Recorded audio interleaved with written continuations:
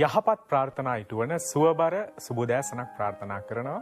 අලුත් සතියක අලුත් ආරම්භයත් එක්ක ඔන්න අපි අදත් සඳුදා පිනිවියනෙන් ඔබ මුණ ගැහෙන්න සූදානම්. ජීවිතය පිළිබඳ අපිට විවිධාකාර සිහින තියෙනවා. ඔබට ජීවිතය ගැන සිහින තිබිලා තියෙන්නත් පුළුවන්, දැන් තියෙන්නත් පුළුවන්, අනාගතේ ඇති වෙන්නත් පුළුවන්. මේ සිහින හැමදාම සිහින විදිහටම තියාගන්නේ නැතිව සිහින ඇත්තක් බවට පත් කරගන්න. මේ සිහින යථාර්ථයක් බවට පත් කරගන්න වෙන්නේ ඔබ ප්‍රායෝගිකව වැඩ කළොත් පමණයි. ඒ නිසා මේ ඔබ තුල තියෙන සෑම සුබ සිහිනයක්ම සැබෑ කරගන්න හැකි හැම දවසකම හැකි හැම මොහොතකම ඔබ ඒ වෙනුවෙන් යමක් කරන්න. හෙට කරනවා අනිද්දා කරනවා කියලා හිතන්නේ නැතුව මේ මොහොත තුලත් ඔබට පුළුවන් ඔබේ ජීවිතයේ යම් යම් සිහින ජය ගන්න යම් කිසි වැඩක් කරන්න. ඒ වැඩ ආරම්භ කරන දවසක් බවට අද දවසපත් වෙන්න කියන ප්‍රාර්ථනාවත් එක්ක තමයි අපි සඳුදා පිනිවියනෙන් ඔබේ ජීවිතය ඔබ හා බෙදා හදා ගන්න සූදානම් වෙන්නේ.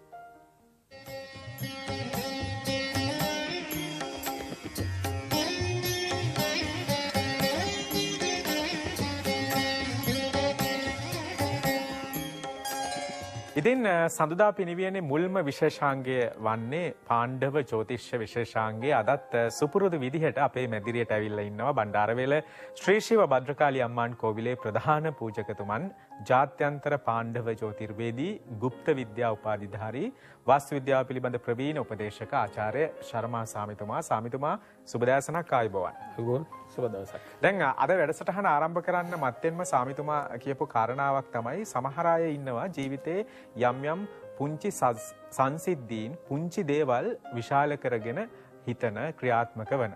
සමහර දැන් මේකේ යහපත් පැත්ත ගැන කතා කරනවා වගේම අයහපත් පැත්තකුත් තියෙනවා. සමහර පුංචි ගැටලු ප්‍රශ්න මහා ප්‍රශ්න කරදර බවට පත් කරගන්නත් හේතු වෙන අය අවස්ථා තියෙනවා කියන කාරණාව සාමිතුමා කිව්වා. ජ්‍යොතිෂයට අනුව කොහොමද යම් පවුලක යම් පිරිසකක මේ වගේ පුංචි ගැටලුවක් මහා ගැටලුවක් බවට පත් වෙන්න මොනවා හරි හේතු තියෙනවද? මම කැමතියි අද දවසේ අපේ වැඩසටහන සාමිතුමා මෙතනින්ම පටන් ගන්න. ඔව් දැන් මේ කෙනාගම මේ දැනගන්න යුතු තමයි අඳාන්න කියන එක නිකන් කොලයක් නෙවෙයි. අඳාන්න කියන අපිව අනාගතයට අරන් යන මාර්ගයක්. ඒ මාර්ගයක් තියෙන එම්මත් දේම තියෙන අබයට දරනට එම්ම විස්තරම තියෙනවා යම් ගෙනෙක්ගු කොයි වගේ ගෙනෙක් කොහොම ගෙනෙක් මේක මොකක්ද වෙනවද ලෝකෙට මොකට වෙනවද මේ පුද්ගලයා කොහමද අංගලෙන් අපිව මරන්න වෙනකල් අවසාන වෙනකල් ජෝතිෂින් අපි ගැන බලාපොරොත්තු ලියලා තියෙනවා කියවලා තියෙනවා නේ. මේක හරියට අපි කියලා බලලා යම් හරි මාර්ගයට අපි ගියන හරියටම ගෙනෙක්ව දැක්කම කියවන්න පුළුවන් මේ විදිහේ ගෙනෙක් තමයි මෙයා. එතකොට මේ නිසා එයා අනාගතේ මේමයි වෙන්නේ කියලා අඳන් වල කියන්න පුළුවන්. දැන් ඔක ඕගොල්ලෝ එකක් දන්නවද? ගෙනෙක්කුගේ ජීවිතේට කොටස 8යි තමයි තියෙන්නේ. මේ කොටස 8යි තියෙන්නේ මේක කිසිම කෙනෙක් දන්නේ නැහැ. කොටකද අඬන් වල තියෙන කොටස 8ක්. මේ 8ම තමයි අපි ජීවත් වෙන්නත් ඕනේ. 9කට යන්නත් බෑ, 8කට අඩු වෙන්නත් බෑ. එතකොට කොටස 8ක් තියෙන්නේ මේ වෙලාව කොලේ තියෙන්නේ. මේ වෙලාව කොලේ එක කොටස 8ක් තියෙයි. 8කින් තමයි අපි ජීවත් වෙන්න ඕනේ. මේ 8ම හරි මාර්ගයට අපි තෝරාගත්තා නම් අපි ජීවිතේට කිසිම කෙනෙකුට බය වෙන්න විදියකුණ කිසිම දෙයකට අපිට වරදක් වෙන්නෙත් නැහැ. අපි පාඩුවෙන් හිටියද ඕම ගමන යනවා, සේල්වෙන් යනවා ගමන. එතකොට ඒ වගේ දෝ කාලයක් කාලා තමයි දැන් උදා වෙලා තියෙන්නේ. එමෙක් කෙනම අඳන් වල බලා ගන්න මම කොච්චර ප්‍රෙස්සක අඳන් බලනවා, තමන්ගේ දෝෂ බලනවා, අපල බලනවා, නරක කාලේ බලනවා, පෞල් ජීවිතය ගැන බලනවා. ඒ වුණාට තමන්ගේ ජීවිතේ තමන් කවුද කියලා බලාගන්නේ නෑනේ කවදවත්. එතකොට තමන්ගේ විනුවේ යම් ප්‍රයෝජනයක් වෙයිද? තමන්ගේ විනුවේ යමක් වෙයිද කියලා කිසිම කෙනෙක් තමන් ගැන දැනගන්නෙත් නෑ. නැමොත් අපල තිනවා අපලට යම් ගැප වෙලා ඉන්නේ. ඒ වුණාට තමන්ගේ ජීවිතේ දෙතනම ඇරිලා බලන්න බැරි ප්‍රශ්නයකට මුහුණ දෙන කුඩ සිද්ධ වෙලා තියෙනවා. දැන් ජීවිතය පිළිබඳ විවිධ විග්‍රහයන් අපි තුළ තියෙනවානේ. සාමිතුමා අද දවසේ කිව්වේ පාණ්ඩව ජ්‍යොතිෂයට අනුව මේ ජීවිතය පිළිබඳව තිබෙන විග්‍රහය කොටස් 8කට බෙදා දක්වන්න පුළුවන් කියලා. පාණ්ඩව ජ්‍යොතිෂයෙන් තමයි මේ නවතම විග්‍රහය එතුමා කරන්නේ. ඇත්තටම සාමිතුමා අපි කැමති මොකක්ද මේ ඔබතුමා පාණ්ඩව ජ්‍යොතිෂයට අනුකූලව ජීවිතේ බෙදා දක්වන කොටස් 8 අපිට පොඩ්ඩක් පැහැදිලි කරන්න. ඔව් දැන් කොටස් 8ක් තමයි අපිට මුල තියෙන්නේ මොකද? පළවෙනි කොටස තමයි ගරුපාස ජන්ම කියන්නේ දරුවේ ඉපදින්න කොටසක්. ඒ දරුවා ඉපදින්න කොටසක් කියන්නේ දැන් මේම දෙයක් තියෙනවා. දැන් කාල වේලාවක් කියලා අපිට එකක් තියෙනවා දිනේ. බැඳලා අලුත් ජෝඩුව කියන පළවෙනි දරුවා ආදනකොට සුබ වේලාව සුබ මොහොර්ත බලලා අන්‍යෝන්‍ය බලලා පැරණි කාලේ සිරිත්තට නැකතට දරුවා ඇදපු අය බොහෝ දෙනෙක් පැරණි කාලේ හිටියානේ. එතකොට එහෙම අදවලන දරුවාට තමයි ඉදිරි යන්නේ සීකල්පනා බුද්ධිය, හොඳ වැදගත් විදිය, හොඳ අනාගතයේ හොඳ පිළිගැනීමක්, හොඳ විදිහට ඒ අනාගතයේ දරුවාට ජීවත් වෙන්න පුළුවන් කියන්නේ අන්න සුබ මොහොර්ත සුබ වෙලාවේ අර පත්තිනි වෙලාවේ ගරුපාසට එන ගරුපාසෙන් එන දරුවා තමයි අනාගතයට සුබ වෙන්නේ. එතකොට ඒ වගේ අදපු කාලෙකුත් තියෙනවා. දැන් කාලෙදී ඒ වගේ දෙයක් නන් නෙවෙයි. දැන් ඕන වෙලාවට දරුවෙක් හදා ගන්න ඕන ඕනට දරුවා හම්බෙනවා. නමුත් ඒ කර්ම පාපයක් ඉපදිලා තියෙනවා. එතකොට දැන් අපි පළවෙනි කොටස අරගත්තා නම් පළවෙනි කොටස පළවෙනියටම තියෙන කියන ගරුපාසාව. ගරුපාසේ දරුවා ඉපදින්නක ජන්මයක ජනන කියන දරුවා ඉපදිච්ච කෙනෙක්. ඒ දරුවා ඉපදින එක නම් අසුබ පතට ඉපදින්න පුළුවන්, හොඳ පතට ඉපදින්නත් පුළුවන්. දැන් අසුබ පතට කියන්නේ නරක වෙලාවෙ ඉපදින යක්කුපරේතයෝ ගමන් කරන වෙලාවෙ ඉපදිච්ච දරුවා අන්න ඔය නරක අදහස් වලටමයි යන්නේ. දේව ආශිර්වාදයේ ඍෂිවරුන්ගේ ආශිර්වාදයෙන් ගරුපාසට යන දරුවා අන්‍යෝන්‍ය වෙලා සිරියක් වෙලා ආදරයක් වෙලා බලනකොට බලා ඉන්න පුළුවන් විදියටම ඉපදිනවානේ ජීවත් වෙනවානේ. ඔන්න ඔය වගේ දරුවෝ ඉපදිනවා. නමුත් මේක මෙතන දෙකකම අරගත්තා නම් මේ දෙගුණ මේ අනාගතේ කුමක් වෙනවාද කියලා අපි බෙදා ගන්න ඕනේ. එතකොට දැන් එක සුබපත්තට ඉන්න ජීවිතයක් කෙනාගේ කොහොමද අනාගතේ වෙන්නේ? මේ අසුබපත්තට ඉපදිච්ච කෙනාගේ ජීවිතේ කොහොමද වෙන්නේ කියලා අපි හදා ගන්න ඕනේ. දෙතක සුබපලාපල නෙනකොට ඒ සුබපලන කොටස අතරටම සුබම්ම කාලයක් එන්නේ. මොකද ඒ පළවෙනි කොටස යාගෙන හොඳ දෙමෝපියන් හම්බෙනවා, හොඳ ආශිර්වාදයක් හම්බෙනවා, හොඳ ගතිගුණයක් හම්බෙනවා, හොඳ අධ්‍යාපනයක් හම්බෙනවා, හොඳ බිරිඳයක් හම්බෙනවා, හොඳ දරු සම්පත් යනවා, අනාගත ඉලක්කයටම යනවා. මොකද සුබ පණිවිඩයක් කෙනකොට වැදගත් ජීවිතයක් වෙන්නේ. එයාට කිසිම පංචපූත මාර්ගේ වුණොත් කිසිම දෝෂක් වෙන්නේ නැහැ, කිසිම ලෙඩක් වෙන්නේ නැහැ. මොකද ඒ වගේ අය දකින්න ඇති මොකලෝ කිසිම ලෙඩක් නැතුව දුකක් නැතුව කිසිම කරදරයක් නැතුව ජීවිතානේ ටික පිරිසක් දකින්න ඇති. මොකද ඒ වගේ පිරිසක් ඉපදින්නේ මොකද ගරුපාසට දේව වර්ම දේව ආශිර්වාදයේ රිසිවර්ගෙන් ගමන් කරන වෙලාවේ ආශිර්වාද ලැබෙන ගරුපාසට එන ආත්මයක්. මේ ආත්මයට තමයි කිසිම අඩුවක් නැතුව අවසාන වෙනකල් ජීවත් වෙන්න පුළුවන් තත්ත්වයක් නා තියෙන්නේ ඒ විදියම. දැන් පාණ්ඩව ජ්‍යොතිෂයට අනුව මේ ජීවිතයේ බෙදා දක්වන කොටස් 8 පිළිබඳව තමයි අපි අද දවසේ වැඩි අවධානයක් යොමු කරලා කතා බහ කරන්න බලාපොරොත්තු වෙන්නේ. ඉන් එක කොටසක් ගැන කතා කළා. ඉතිරි කොටස් ගැනත් අපි කතා කරන්න බලාපොරොත්තු වෙනවා. අපේ වැඩසටහනේ පළමු විරාමය ලබා ගන්න සූදානම්.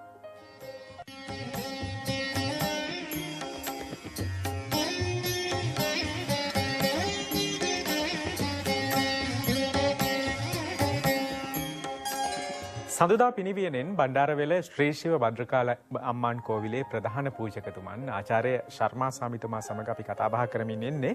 එතුමාව මුණ ගැහෙන්න පුළුවන් දිනයන් වේලාවන් පිළිබඳ තොරතුරු තමයි ඔන්න දැන් අපි ඔබට කියන්න සූදානම් වෙන්නේ. අඟහරුවාදා සිට සෙනසුරාදා දක්වා උදෑසන 6 සිට සවස 6 දක්වා බණ්ඩාරවෙල ශ්‍රී ශිව භද්‍රකාලි අම්මාන් කෝවිලේදී එතුමා මුණ ගැහෙන්න පුළුවන්. ඒ වගේම ඉරිදා සහ සඳුදා දෙදින වැල්ලවත්ත පැට්‍රිකා පාරේ තියෙන එතුමාගේ කාර්යාලයට ගියොත් එතුමා මුණ ගැහෙන්න ඔබට පුළුවන්කම තියෙනවා. මෙන්න මේ මම සඳහන් කරන ඔබට තිරේ දකින්න ලැබෙන දුරකථන අංක ඔස්සේ වැඩිදුර තොරතුරු ලබා ගන්න කලින් වේලාවක් වෙන් කරගන්න පුළුවන්. 077 322 7005 ඒ වගේම 057 22 441 057 22 24 591 සහ 057 22 24 592 කියන දුරකථන අංකයි ඒ. දැන් පාණ්ඩව ජ්‍යොතිෂයට අනුකූලව ජීවිතයේ බෙදා දැක්වෙන කොටස් 8ක් පිළිබඳව අපි කතා බහ කළා. එහි පළවෙනි කොටසේ තිබෙන යහපත් බව, අයහපත් බව පිළිබඳවත් ස්වාමීතුමා සඳහන් කළා. ඊළඟ කොටස මොකද්ද ස්වාමීතුමා? අපි ඊළඟ කොටස අරගෙන අසුබ පත්තට ඉපදින්න දරුවා. අසුබ පතට ඉපදින දරුවාගේ වෙලාවකල අරගත්තන බොහෝ විස්තර ගොඩක් තියෙනවා අසුබට. මොකද සුබ පතට කැටි විස්තර තියෙනවා. අසුබ පතට බොහෝ විස්තර තියෙනවා. මොකද අසුබ කාල වෙලාවේ කර්ම පාපයක් යනවනේ. මේ කර්ම පාපෙන් ඉපදිච්ච දරුවන්ගේ අනාගතය කියන්නේ ඒකට කාන්තාව වෙන්න පුළුවන්, පිරිමි වෙන්න පුළුවන්. එතකොට දෙකම වෙනකොට දරුවා ඉපදිලා එනකොට බලන්න එයාගේ වොයිස් එක නිකන් බලගතු වෙඩි වෙනවා. දැන් වොයිස් එකේ කියන වචනවල වැඩි වෙන සද්ද වැඩි වෙනවා. සද්ද වැඩි වෙනකොට නිකන් අර ඉමින් කතා කරන්නේ දන්නේ නැහැ. අල්ලපු ගෙදර මනුස්සයට හේන විදිහට කතා කරනවා. එතකොට දෙමෝපියන් පොඩි වචනක් කිව්වොත් ඒට දෙමෝපියන් වචනට උඩින් කතා කරනවා. එතකොට ඒ වගේ ඉඳලා මෙලෝදියකට අර එයාගේ ඔළුවට කිසිම දෙයක් ගණන් ගන්නේ නැහැ. මොකද අනාගතේ කුමක්ද? කොහොමද අපි යන්න පුළුවන් කියලා තේරෙන්නේ නැති විදිහට නිකන් අර යාගේ අර සත්තු ජීවත් වෙන විදිහටම ජීවත් වෙන්න පුරුදු වෙනවා අසුබ්බ පතට ඉපදින්න ආය. නමුත් ඒක ඇදෙනවනේ.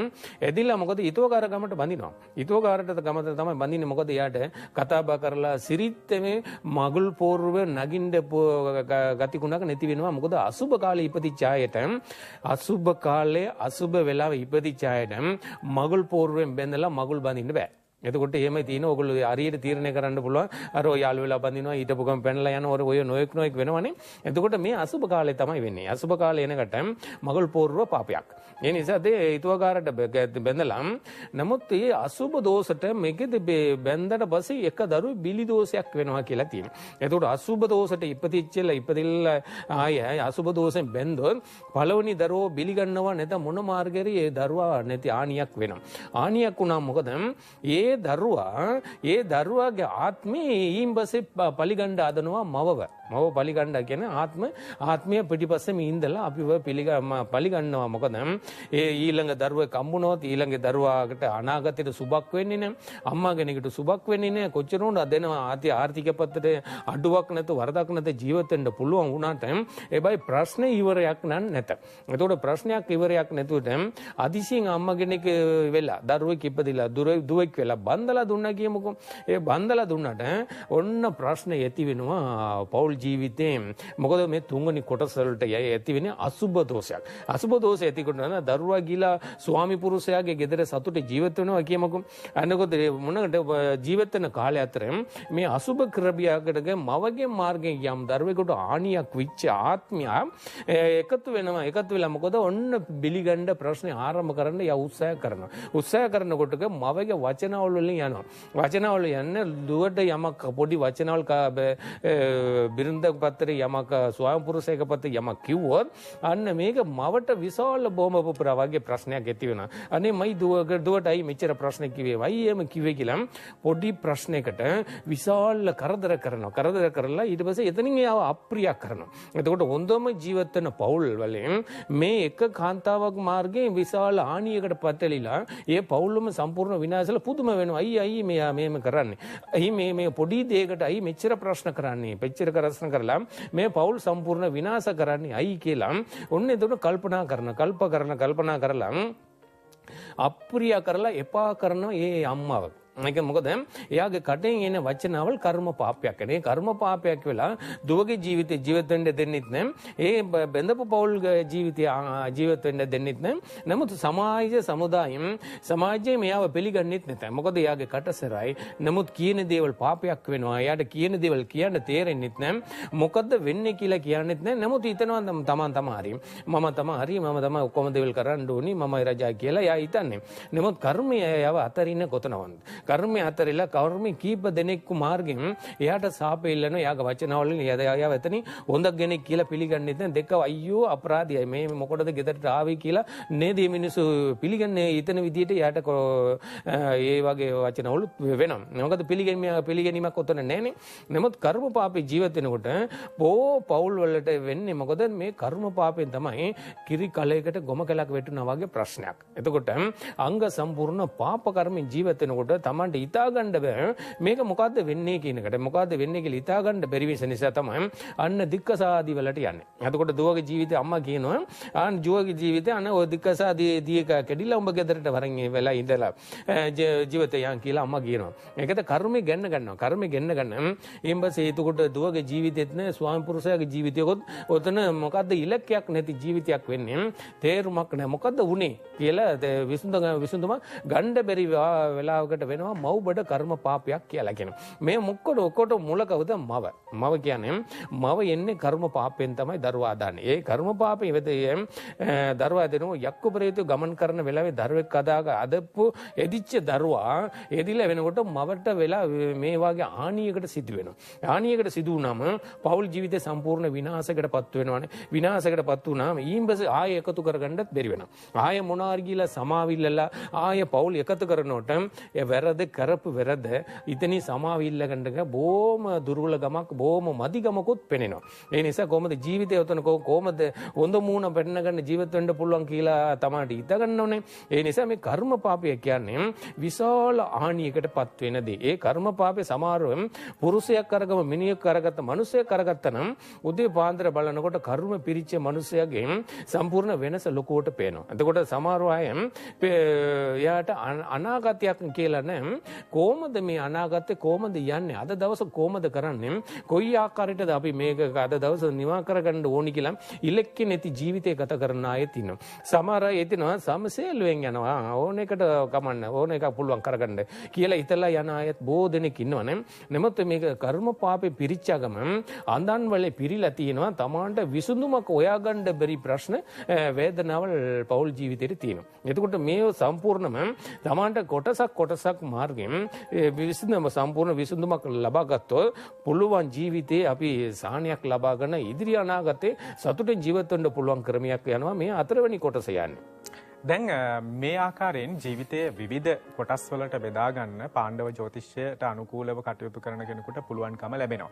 දැන් ඉපදුණු වෙලාවට කොයිතරම් බලපෑමක් කරන්න පුළුවන්ද කෙනෙක්ගේ ජීවිතයට අනාගතයට කියන කාරණාව තමයි අපිට මේ දේවල් විග්‍රහ කරද්දී පැහැදිලි වෙන්නේ. විරාමයක් අරගෙන මේ වැඩසටහන ඉදිරියට යන්න.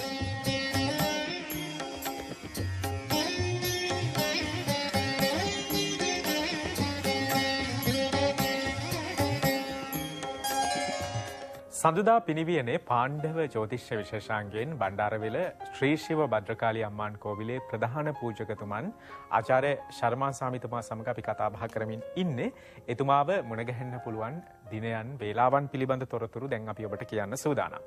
අඟහරුවාදා සිට සෙනසුරාදා දක්වා උදෑසන 6 සිට සවස 6 දක්වා බණ්ඩාරවෙල ශ්‍රී ශිව භද්‍රකාලී අම්මාන් කෝවිලේදී එතුමා මුණ ගැහෙන්න පුළුවන්. ඒ වගේම ඉරිදා සහ සඳුදා දෙදින වැල්ලවත්ත පැට්‍රිකා පාරේ තියෙන එතුමාගේ කාර්යාලයට ගියහොත් එතුමා මුණ ගැහෙන්න ඔන්න ඔබට පුළුවන්කම තියෙනවා. මේ මා සඳහන් කරන තිරේ ඔබට දකින්නට ලැබෙන දුරකථන අංක ඔස්සේ වැඩිදුර තොරතුරු ලබා ගන්න, කලින් වේලාවක් වෙන් කර ගන්න ආදී දේවල් කරන්න පුළුවන්. 077 322 7005 ඒ වගේම 057 22 32 441 057 22 24 591 සහ 057 22 24 592 කියන දුරකථන අංකයි ඒ. දැන් අපි අද දවසේ වැඩි අවධානයක් යොමු කරලා කතා කරන්නේ පාණ්ඩව ජ්‍යොතිෂයට අනුකූලව ජීවිතය බෙදා දක්වන කොටස්. අපි කොටස් කිහිපයක් පිළිබඳව කතා බහ කළා. ඉතිරි කොටස් ගැන සාමිතුමා අපි කතා කරමු. ඔව් දැන් කර්ම පාපෙන් පස්වෙනි කොටසක් තියෙනවා. දරුවෙකුට මවකට පුතෙක් හම්බෙනවා. ඒ කර්ම පාපෙන් ඉරවිච්ච පුතෙක් හම්බුනම ඒ පුතාගේ කාල් වයස 20 25 යනකොට ශරීරේ විශාල මාතක් වෙනවා. මොකද ඉදිමිනවා වැඩි. ඉදිමිනවා වැඩි වෙනම එයාගේ පෞල් ජීවිතයට යම් ආනියක් වෙනවා. ආනියක් වුණාම මොකද එයාට මස් විතරයි ශරීරෙ පිරින්නේ. නමුත් මීඹසේ මෙලෝඩියක් පොට එයාට කරගන්න බැරි පාපයකටපත් වෙනවා. මොකද එන්න මව දරුවාගෙන ඉතලා දුව පුතාගෙන ඉතලා දුක් වෙන්න වෙනවා. අයි මගේ පුතාට මේම ශරීරයක් හම්බුනේ. අයි මගේ පුතාට මේම වෙන්නේ කියන. එතකොට එයාට මගුල් ජීවිතය අරගත්තා නම් මංගලයක් වෙන්නේ නැහැ නැත්ත. නමුත් මංගලයක් වෙන්නේ නැහැ. එහෙම මංගලයක් වුණොත් ඒ මංගල ජීවිතයේ පෞල් ජීවිතයේ සතුටෙන් කතා කරගෙන ගෙනියන්නත් බැරි තත්ත්වකුත් එයාට උදා වෙන්න ඉඩ තියෙනවා. මොකද ඒක මව් ගැනපු මව්බඩ කර්ම පාපයක් කියන්නේ මවගේ මාර්ගයෙන් ආපු යක්කපරියත කර්ම පාපයක්. ඒ කර්ම පාපය ආවුණාට ඒ දරුවාට ඉලක්කේ අනාගතයක් නැත. නැති නිසා මොකද පිරිමි ජීවිතේ පිරිමි පුතෙකුට ඔක කියන්නේ. පිරිමි පුතෙකුට කියන්නේ මොකද ශරීරයේ යම් විශාල ශක්ති දෝෂයක් වෙනවා. මොකද ඒ වතුරු දෝෂයක් වෙන්නේ. ඒ වතුරු දෝෂයක් වෙනකොට ජල දෝෂයක් කියලා කියන්නේ. ඒ ජල දෝෂ පිරිනම මවට දරුවාට යම් ආනියක් වෙනවා. එතකොට ඒ දරුවාගේ අනාගතේ කොහොම වෙනවාද කියන එතනත් මේ ප්‍රශ්නයකට යෙති වෙනවා. එතකොට ඒක මුල මොකද්ද කියලා හොයා ගන්නකොට මේක ගෙනාවලා තියෙන්නේ මවගේ මාර්ගයෙන් ආපු පාපයක්. ඒ මවගේ මාර්ගයෙන් පාපයක් කියන්නේ ආත්ම ගණනාවකට එන කර්ම පාපයක් කියන්නේ. එතකොට ඒකට ආත්ම ගණනාව කියන්නේ තුන් කොටසක් කියන. එන ආච්චි අම්මා මව එතකොට තුන් ගාමල එන තුන් පිරිසකින් එන දොස් ඇවිලා මවගෙගේ පුතාකට වැටුනාම පුතාට ශරීරයට යම් තරාගන්න බැරි වේදනාවකුත් දැනෙනවා. මොකද සමාජයෙන් සමහර අය ඔයගොල්ලෝ දකින්න ඇති විශාල පිරිසක් ශරීරයේ මේ මාතු වෙච්ච අය ගොඩ දෙනෙක් ඉන්න යවිදින්නෙත් බෑ. සමහර අයට රෙකිරසව කරන්න එක පුටුවකුත් මදි වාඩි වෙන්න. නමුත් ඔය වගේ ශ්‍රේණි පිරිසක් ඉන්න. මොකද ඔය වගේ අයට මෙන්න මේ වගේ දෝෂ තමයි පිරීලා තියෙන්නේ. නමුත් ඔය වගේ එක දෝෂෙන් මේ Tamanට හිතනවා ඇති මේක අපිට විසඳුමක් නැද්ද කියනක ඒ විසඳුමක් තියෙනවා ඊළඟ පිළිවෙලකින් අපි කියනවා දිග. නමුත් මේ වගේ දෝෂ පිරුණාම වේදනාවකටපත් වෙනවා. වේදනාවකටපත් වුණා මොකද අංග සම්පූර්ණම අවසාන වෙනකල් දුක විතරයි පිරින්නේ. ඒකේ විසඳුමක් නැති පාටකුත් තියෙනවා. එතකොට විසඳුමක් නැති නිසා ඒක පෞල් ජීවිතයට යම් වේදනාවක් දෙනන දෙයියන්ට දොස් කියනවා නැත්නම් Tamanට ඉපදිච්ච පරම්පරාවට දොස් කියනවා. මොකද්ද අයියේ මම කරපු පව මොකද්ද? අයියේ මට මේ වෙන්නේ කියලා හිතනවනේ. මේ හිතනට වඩා මොකද Taman ගෙනාපු කර්මයෙන් Taman ඉපදිච්ච වෙලාවේ ගෙනලා තියෙන අඳානෙල තියෙන ප්‍රශ්නයක් ඔක. මේව හරියට හොයාගත්තා නම් Tamanට ඉලක්කයට යන්න පුළුවන් විසඳුමක් හොයාගෙන සතුටේ ජීවත් වෙන්න පුළුවන් ක්‍රමයකොත් හදාගත්තා කි.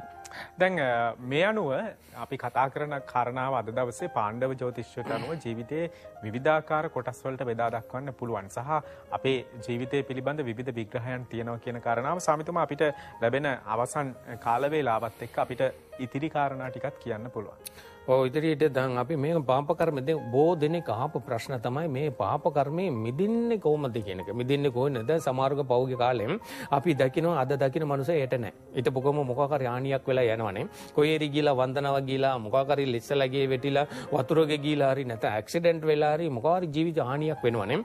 මෙන්න මේ වගේ අන්තිම දෝෂ කර්ම පාපයකට වෙලා තියෙන නිසා තමයි මාරක මරණය කියන්නේ කොහොමද කොයි වෙලාවර කෙනෙකුට එනවා. එතකොට ඒක වළක්වන්න කිසිම කෙනෙකුට නම් බෑ. අපි හිත පිරිසුදුවෙන් විතරයි ඉන්න ඕනි. මොකද කිසිම කෙනෙකුට අපි වෛර කරන්න ඕනේ, වංචාව කරන්න නැතුව අපි සතියෙන් ශක්තියෙන් ඉන්න ඕනි. මොකද ධෛර්යයෙන් ඉන්න ඕනි. විච්ඡේදේ උනාදී ඕන දෙයකට ඔට්ටුයි කියලා ජීවත් වෙන්න අපි පුරුදු වෙන්න ඕනි. මොකද ආත්මය කියන කර්ම පාපය දෙනට කර්ම පාප දෝෂ වැඩ කරනවා. එකක් මතක තියාගන්න ඕනේ.